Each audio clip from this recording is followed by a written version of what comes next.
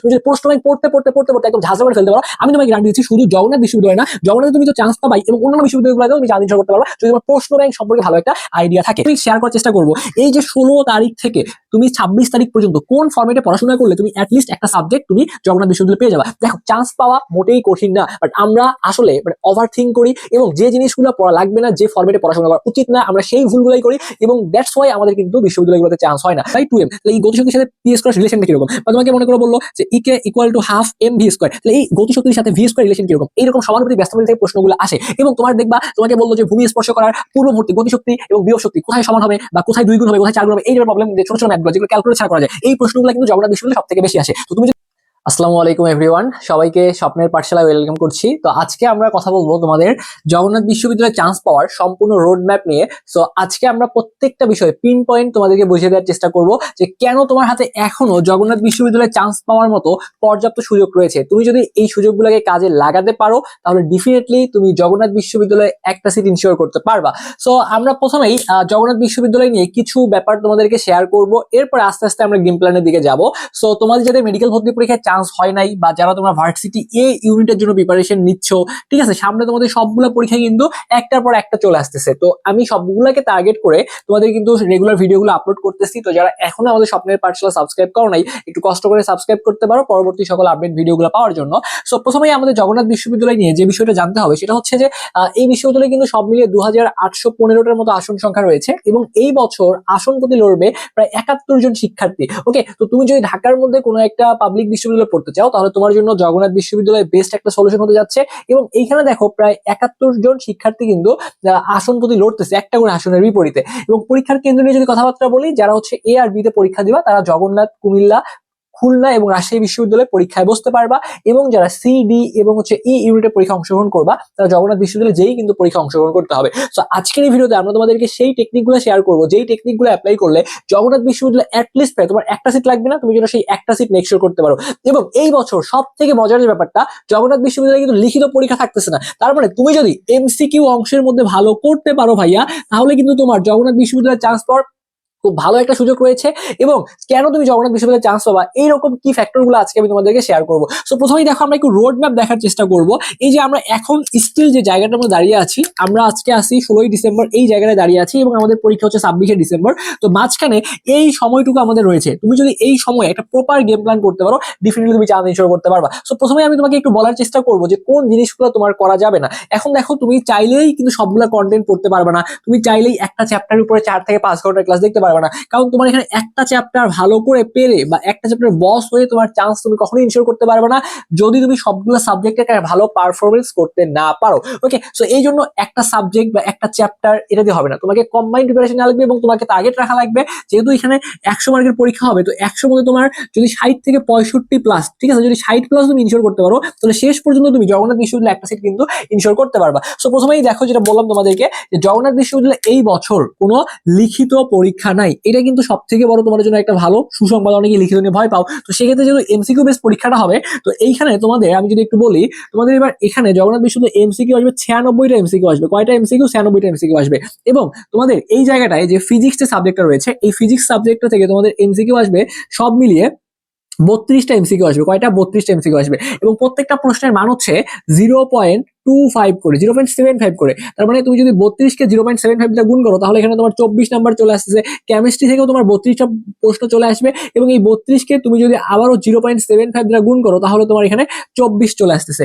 একইভাবে ম্যাথ এবং বায়োলজি, এখান থেকেও তোমাদের 32টা করে প্রশ্ন চলে আসবে এবং প্রত্যেকটা প্রশ্নের মান যেহেতু 0.75 করে, তার মানে তোমার এখানে কিন্তু চলে আসতেছে 24 চলে আসতেছে। তাহলে এই যে তোমার ফিজিক্স, কেমিস্ট্রি এবং ম্যাথ এবং বায়োলজি, এই ম্যাথ আর বায়োলজির মধ্যে তোমাকে যে কোনো একটা সাবজেক্ট উত্তর করতে হবে। তাহলে সব মিলিয়ে প্রশ্ন থাকতেছে 96টা এবং এই 96টা প্রশ্নের মার্ক কত? এই 96টা প্রশ্নের মার্ক হচ্ছে 72 এবং তোমার জিপিএ থেকে কিন্তু ভাইয়া 28 নাম্বার নেওয়া হবে। কথা বুঝতে পারছো? তার মানে তুমি যে এমসিকিউ যে পরীক্ষাটা দিবা, প্রশ্ন প্রশ্ন কয়টা থাকবে? প্রশ্ন থাকবে তোমার 96টা। এখন যেহেতু প্রশ্নের নাম্বার তারা কমিয়ে 1 থেকে কমিয়ে 0.75 করছে, এই জন্য 96টা প্রশ্নের জন্য এইখানে তোমার মার্ক কত? 96টা প্রশ্নের জন্য মার্ক হচ্ছে তোমার 72। এবং তুমি যদি এখানে রিটেন দেখো, যে রিটেনের কিন্তু তোমার কোনো এখানে ঝামেলা নাই, ঠিক আছে। রিটেনে তোমার ঝামেলা নাই এবং এইখানে তোমার ক্যালকুলেটরও তুমি ব্যবহার করতে পারবা না। তাহলে তোমার এই এমসিকিউ বেসড একটা এক্সাম হচ্ছে এবং তোমার জিপিএ থেকে নাম্বার রয়েছে 28 নাম্বার। তো এই 28 নাম্বার কিভাবে ক্যালকুলেট করা হবে, তোমার যে এসএসসির যে জিপিএ রয়েছে এই এসএসসির জিপিএ কে 2 দ্বারা গুণ করা হবে, করে এখানে 10 নাম্বার চলে আসবে। এবং এইচএসসির যে জিপিএ, এই এইচএসসির জিপিএ কে 3.6 দ্বারা গুণ করে এখানে তোমার চলে আসবে সব মিলায় 3.6 দ্বারা যদি তুমি তোমার জিপিএ গুণ করো, দেখবে এখানে তোমার মোট নাম্বার চলে আসতেছে কত চলে আসবে, যেহেতু এখানে 28 নাম্বার না তার মানে এখানে 18ই চলে আসবে। তো 10 আর 8 তোমার সব মিলে এখানে 28 নাম্বার চলে আসছে, 28 চলে আসতেছে। তাহলে এখানে তোমার জিপিএ থেকে 28 নাম্বার নেওয়া হচ্ছে এবং তোমার পরীক্ষা হচ্ছে 72 মার্কের। এই সব মিলে 100 নাম্বারের একটা এমসিকিউ বেসড এক্সাম হবে। তো এই 100-র মধ্যে তুমি যদি মিনিমাম 60+ ইনশিওর করতে পারো, তোমার জগন্নাথ বিশ্ববিদ্যালয়ে চান্স পাওয়ার খুব ভালো একটা সম্ভাবনা রয়েছে। এখন আমি শেয়ার করার চেষ্টা করব এই যে 16 তারিখ থেকে তুমি 26 তারিখ পর্যন্ত কোন ফরম্যাটে পড়াশোনা করলে তুমি অ্যাটলিস্ট একটা সাবজেক্ট তুমি জগন্নাথ বিশ্ববিদ্যালয়ে পেয়ে যাবা। দেখো, চান্স পাওয়া মোটেই কঠিন না, বাট আমরা আসলে ওভার থিঙ্ক করি এবং যে জিনিসগুলো পড়া লাগবে না, যে ফরম্যাটে পড়াশোনা করা উচিত না, আমরা সেই ভুলগুলাই করি এবং দ্যাটস ওয়াই আমাদের কিন্তু বিশ্ববিদ্যালয়গুলোতে চান্স হয় না। সো প্রথমেই আমাকে একটা গেম প্ল্যান করতে হবে যে বিশ্বাস করতে হবে চান্স পাওয়া সহজ। আমার মেডিকেল না হইতে পারে,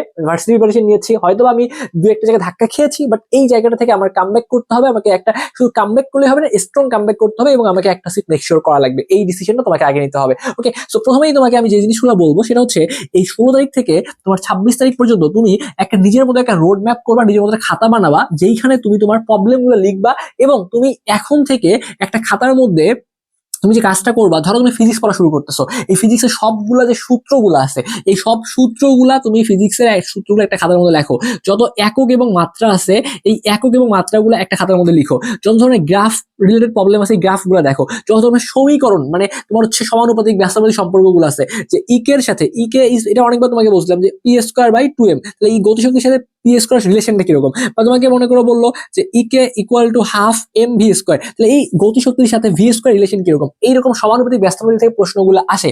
এবং তোমার দেখবা তোমাকে বললো যে ভূমি স্পর্শ করার পূর্ব মুহূর্তে গতিশক্তি এবং বিভব শক্তি কোথায় সমান হবে, বা কোথায় 2 গুণ হবে, কোথায় 4 গুণ হবে, এই টাইপের প্রবলেম, যে ছোট ছোট ম্যাথগুলো যেগুলো ক্যালকুলেটর ছাড়া করা যায়, এই প্রশ্নগুলো কিন্তু জগন্নাথ বিশ্ববিদ্যালয়ে সব থেকে বেশি আসে। তো তুমি যদি চান্সটা মেক শিওর করতে চাও তাহলে তোমার সবগুলো সাবজেক্টই ভালো করা লাগবে না। দেখো, এই যে ফিজিক্স থেকে তুমি কি করবে, দেখো ফিজিক্স, কেমিস্ট্রি, এরপরে তোমার হচ্ছে ম্যাথ, এরপর হচ্ছে বায়োলজি।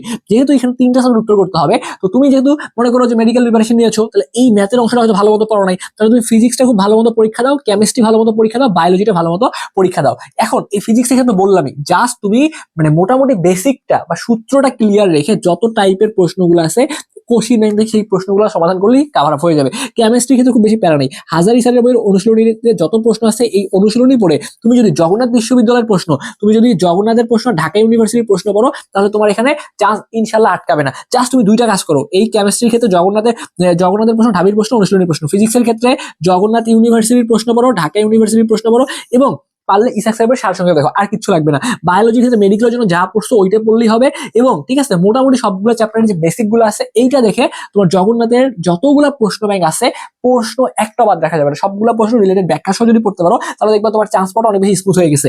এখন ভাই একটা রুটিন আমাদেরকে দেন যে আসলে আমরা কোন ফরম্যাটে পড়াশোনা করবো। সো তুমি প্রথমেই দেখো এই 17 তারিখ থেকে যদি মনে করো আজকে রাতে তুমি তোমার মতো পড়ো, এখন 17 তারিখ থেকে 19 তারিখ এই যে 2টা দিন সময় রয়েছে, এই 2টা দিন তুমি হচ্ছে এই 17 এবং 19 এই 2টা দিন তুমি হচ্ছে ফিজিক্সটা A to Z কভার করে ফেলবা, A to Z কভার করে ফেলবা। ঠিক আছে, ফিজিক্সের ক্ষেত্রে যে জিনিসগুলো তোমাকে পড়তে বললাম গুরুত্বপূর্ণ অংশ, সবগুলো পড়ে তো শেষ করতে পারবে না, পারবা না। তার মানে এই ফিজিক্স থেকে তোমার যে দেখো 32টা প্রশ্ন আসবে, এই ফিজিক্সের এই 32টা প্রশ্নের মধ্যে তুমি ধরেই রাখবা যেখানে ম্যাথমেটিক্যাল প্রশ্ন, ছোট ছোট ম্যাথ থাকবে এবং অবশ্যই এখানে থিওরিও থেকে প্রশ্ন আসবে। তো থিওরি থেকে দেখো 32টা প্রশ্নের মধ্যে তোমার যদি গড়ে তোমাকে বলি 14 থেকে 15টা তুমি দেখবা তোমার থিওরি চলে আসতেছে এবং তোমার 14 থেকে 15টা ম্যাথমেটিক্যাল প্রশ্ন চলে আসতেছে। তো এইগুলো আহামরি কঠিন আসবে না, একটু প্র্যাকটিস করো, বিভিন্ন ইউনিভার্সিটির প্রশ্ন থেকেই তোমার অনেক প্রশ্ন রিপিট আসবে। তো আমার কথা হচ্ছে যে প্রশ্নগুলো বিগত সাল থেকে রিপিট আসবে বা যে প্রশ্নগুলা ঘুরাবে না, পেঁচাবে না বা অনুশীলনী থেকে দিবে, এই প্রশ্নগুলো ভুল করা যাবে না। তোমার কিন্তু চান্স মিস হবে সহজ প্রশ্নগুলো না পারার কারণে, কঠিন প্রশ্ন ভুল করলে চান্স মিস হবে না।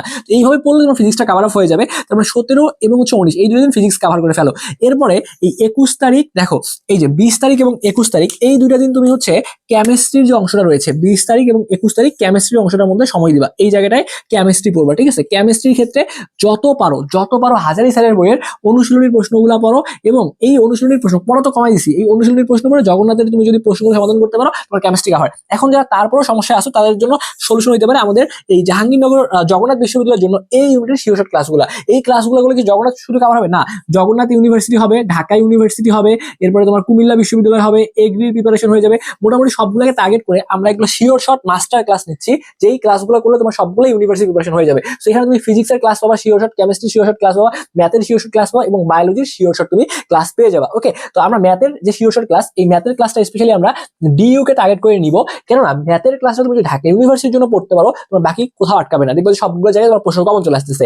আর ফিজিক্স, কেমিস্ট্রি, বায়োলজি, ফিজিক্সের ক্লাসগুলো আমি এমন ভাবে তোমাকে প্রোভাইড করবো, আমি তোমাকে বেসিক যতটুকু লাগে অতটুকু দেখাই দিয়ে ঢাকা ইউনিভার্সিটির প্রশ্ন, জগন্নাথের প্রশ্ন, জাহাঙ্গীরনগরের প্রশ্ন, চট্টগ্রাম বিশ্ববিদ্যালয়ের প্রশ্ন, কৃষি গুচ্ছের প্রশ্ন, সবগুলা থেকে যে কমন টাইপের যে প্রশ্নগুলো আছে যদি সমাধান করে দিই, এর বাইরে কি প্রশ্ন আসা পসিবল? এর বাইরে তো প্রশ্ন আসা পসিবল না। তাহলে তুমি এই প্রশ্নগুলি সমাধান করো, এবং তুমি যদি চাও তাহলে আমাদের শিওরশট কোর্সে ভর্তি ফিজিক্সের এই ম্যারাথন ক্লাস দেখতে পারো, কেমিস্ট্রির ক্ষেত্রে তুমি এরকম দুটো শিওরশট ক্লাস পেয়ে যাবা, ম্যাথের ক্ষেত্রে শিওরশট ক্লাস পেয়ে যাবা, বায়োলজির ক্ষেত্রে শিওরশট ক্লাস পেয়ে যাবা। তো এই ক্লাসগুলোর ডিউরেশন একটু বেশি হবে, কিন্তু শেষ করা পসিবল, কারণ তোমাকে একটা চ্যাপ্টার 4 থেকে 5 ঘন্টা ক্লাস করে লাভ নাই। তোমাকে এমন ভাবে পড়তে হবে যেন অল্প পড়ে ওখান থেকে তুমি প্রশ্ন কমন নিয়ে আসতে পারো, এবং সে সময় প্র্যাকটিসের কোনো বিকল্প নাই। যত পারো প্রশ্ন ব্যাংক ঝাঁঝরা করে ফেলো। তুমি যদি প্রশ্ন ব্যাংক পড়তে একদম ঝাঁঝরা করে ফেলতে পারো, আমি তোমাকে গ্যারান্টি দিচ্ছি শুধু জগন্নাথ বিশ্ববিদ্যালয় না, জগন্নাথে তুমি তো চান্স পাবাই, এবং অন্যান্য বিশ্ববিদ্যালয়গুলোতেও তুমি চান্স করতে পারবা যদি তোমার প্রশ্ন ব্যাংক সম্পর্কে ভালো একটা আইডিয়া থাকে। তো এক্ষেত্রে আমরা আমাদের এই জায়গায় কোর্স ফি দেখো মাত্র 1020 টাকা করে ভর্তি নিচ্ছি।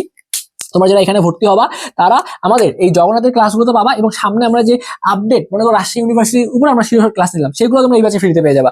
যদি এগ্রির জন্য স্পেশাল কোনো ক্লাস নিই সেটা পেয়ে যাবে এখানে। তারপর তোমাকে বললাম যে আমরা ক্লাসগুলো এমন ফর্মেটে নিচ্ছি যাতে তোমার আলাদা করে কোর্সে ভর্তি না লাগে, একটা দিয়ে তুমি কভার করতে পারো। তো সেই জায়গায় আমাদের কোর্স ফি হচ্ছে 1020 টাকা। যারা এখনো ভর্তি হওনি, আমাদের যে হোয়াটসঅ্যাপ যে নাম্বারটা রয়েছে 01317132318, আমাদের এই নাম্বারে তুমি বিকাশে, রকেটে অথবা নগদে যে কোনো একটা মাধ্যমে 1020 টাকা সেন্ড মানি করবা। সেন্ড মানি করে এই নাম্বারে একটা মেসেজ করে বলবা যে ভাই লাস্ট নাম্বার এত থেকে আমি টাকা পাঠিয়েছি, আমাকে প্রাইভেট গ্রুপে অ্যাড করে দেন। তাহলে অবশ্যই তোমাকে প্রাইভেট গ্রুপে অ্যাড করে দেওয়া হবে। জাস্ট আমাদের এই নাম্বারে কথা বলে ভর্তি হয়ে যাও, অথবা এই নাম্বারে আগে হোয়াটসঅ্যাপে কথা বলে ভর্তি হয়ে যাও। টাকা পাঠাই মেসেজ দিলে হবে, মেসেজ দিয়ে টাকা পাঠালে হবে, কোনো সমস্যা নাই। জাস্ট ভর্তি হয়ে দ্রুত ক্লাসগুলো করো। তো এভাবে তুমি যে কাজটা করবা, এই ফিজিক্স এবং কেমিস্ট্রিটা কভার করে ফেলবা। ওকে, আচ্ছা, বায়োলজি তো আমাদের কাছে কভার করতে পারবা, ম্যাথও কভার করতে পারবা, চাপ নেওয়ার কিছু নাই। তাহলে এই যে 20 এবং 21 তারিখ তুমি কেমিস্ট্রি কভার করে ফেললা, এরপরে আসো এই যে 23 তারিখ। দেখো এই 23 তারিখে তোমাকে যে কাজটা করতে হবে, তোমার এখানে যাদের হচ্ছে আচ্ছা এখানে দেখো আমি তোমাকে যেটা বললাম যে 17 একটু মিস্টেক হয়ে গেছে, 17 এবং 18 এই দুইটা দিন তুমি যে কাজটা করবা ফিজিক্সটা পড়বা। আর 19-20 দেখো এই যে 19 আর 20, এই যে 19 আর 20 তারিখ তুমি হচ্ছে কেমিস্ট্রি পড়বা।